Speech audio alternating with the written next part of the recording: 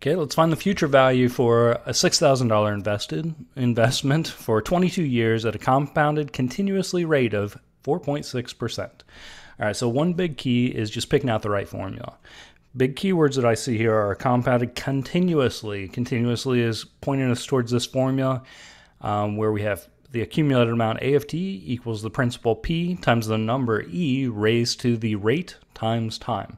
Now we're going to write that rate as a decimal in just a second. But we're going to use this formula instead of the compound interest formula because of continuously, big keywords going on there. Off to the side, let's initially just list out all the different components that we know, and then we'll fill them into the formula. So we invested $6,000, so that's the starting amount. That's where P is located. So 6,000 is going to be filled in for P. Next, our rate, R, is 4.6%. And we assume this is positive. It's growing over time, so it's going to be positive 4.6%.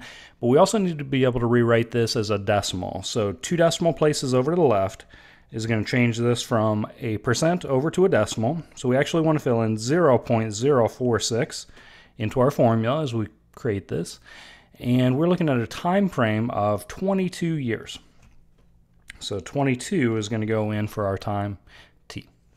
All right, putting it all together, we want to figure out A of 22 equals 6,000.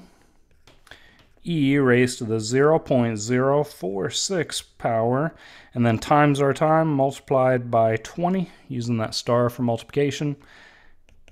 Get out the calculator, 6,000, and then you have to push shift or second natural log, ln, to get e raised to the power coming out. Type in the exponent multiplied together there. Close some parentheses maybe after the 20 to get to the correct solution. Also, I didn't put the right time frame here. It's supposed to be 22 for an exponent for our time.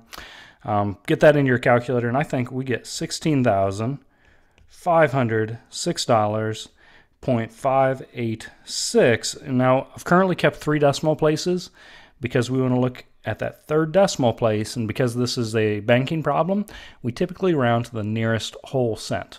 All right, so 0.586, because that's 5 or above, we're going to round up and make that a 9 right there. All right, so $16,506.59. All right, hope this helps out. Good luck as you're working through these.